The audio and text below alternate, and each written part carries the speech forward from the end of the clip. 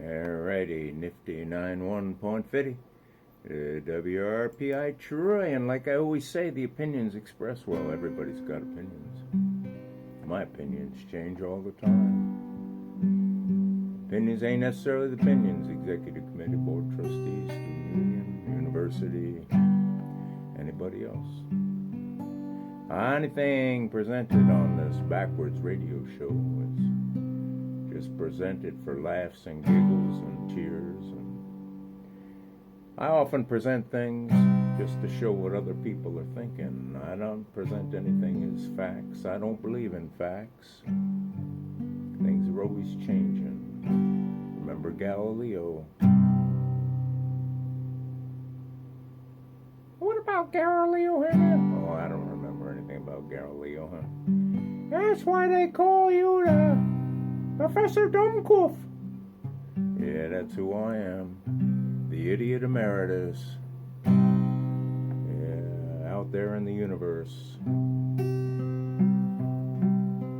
Of the absurd.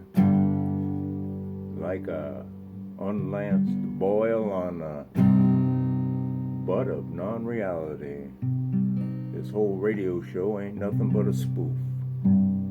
Some of the music might be real or not.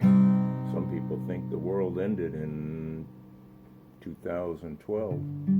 Well, at least that's what a buddy sent me. And I don't know, maybe this is just some kind of hologram or make-believe. You ever wonder if it's a dream within a dream? As a kid, I often wondered that all the time. Going for a ride in the car, going for a ride in the car, wondering if it was a dream. Trying to get a couple words in edgewise, lisping and stuttering my way through reality. I'll tell you about my neighbor. He grew tired of being a taxidermist after 15 years, and he went to veterinary school. I give him credit for that. But his new business never got off the ground, so he decided to operate both. A veterinary business together with the taxidermy to save money. His new slogan was, no matter what happens, you get your cat back.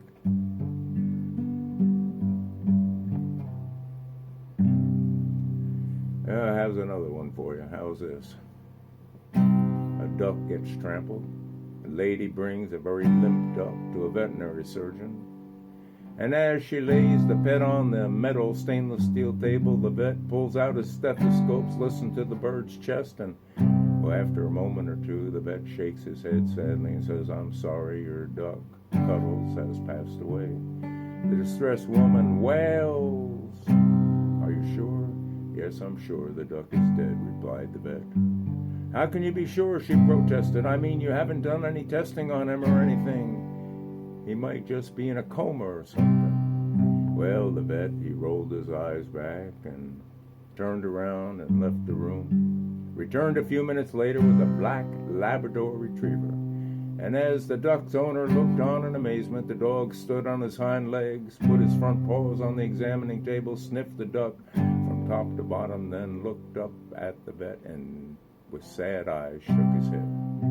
And the vet patted the dog on the head and took it out of the room, and a few minutes later he returned with a cat. And the cat jumped up on the table and delicately sniffed the bird from head to foot, and the cat sat back on its haunches, shook its head, meowed softly, and strolled out of the room.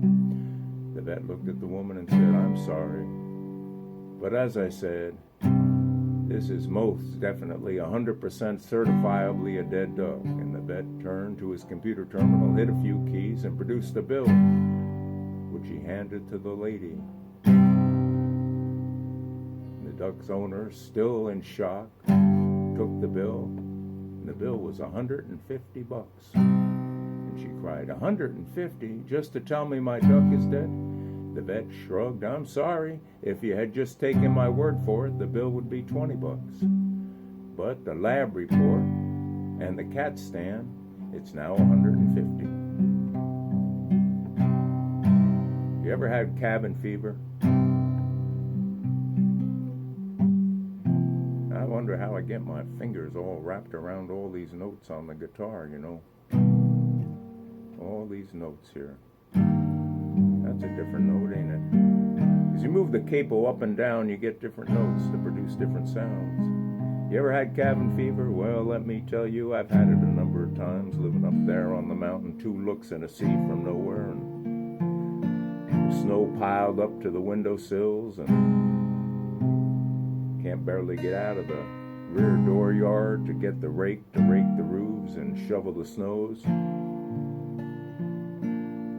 Yeah, sometimes the wind blows so bad you gotta follow a rope to get out to the barn to milk the cows, and well, you're lucky if you can get back in if the rope don't broke, and if you got to go to the little thing they call the loo, or the building with the half moon on it, the outhouse, or the privy, you're hoping it's still there and ain't blown over. Well, the snow up on the mountain, it sure does come down. I've seen it snow for months at a time, just a little bit, a flake at a time, and it mounts up. The next thing you know, you got 2, 3, 4 feet, and believe it or not, sometimes even 6, 8 feet. Then you have to wait for the snow blowers to come and clear the road so you can get out, and then they try and repair the power lines, and you hope your generator and your fuel don't run out. But there's always wood on the wood pile, so fear not, you keep the wood stove cherry red, and everything works out, because spring eventually comes, and then everything floods. Yeah, well, that's the way it is, country living at its best. What can I tell you? But it's comfy up there when your pot belly is raising cherry hot, and you don't dare touch the stovepipe because you lose your fingers. And, well, I remember one winter when they got the roads cleared out, and I decided I'd get in my old Volvo. It was a 60 or 61, I think. It looked more like a 46 Ford, and cranked and cranked on that 6-volt battery, and finally she sputtered and started. You could always count on those old Volvos. They would run no matter what, and if not, you could jump start them by rolling them down the hill. Let out the clutch, pop it in gear, and boom, boom, boom, boom, boom, boom, boom, muffler or not. Yeah, well, I'm going down the mountain, and I didn't tell you it had no brakes. But I had cabin fever, and I was determined to get down on the lowlands and visit a friend. Had to get out of that cabin, had to do something. I got as far as the next town, and there was a stop sign. Yeah, let me tell you, like I said, it had no brakes. I ran right through that stop sign. Between the stop sign and the snowbank, I got stopped, and that's when I decided to turn around and head back up on the mountain and sit by the potbelly stove. Yeah, snow tires and tire chains are flapping against the fenders, but I made it. You could always depend on them old Volvos. They were built like German tanks, but they weren't German. May your day be happy and bright, and everything in your life be whatever you choose it to be, because in this world that I live in, there is no reality. How did I find that out? I listened to the mainstream news, and that's all I know, or that's all I choose to know. May your day be whatever your day may be. WRPI Troy, hanging out with the Hairman.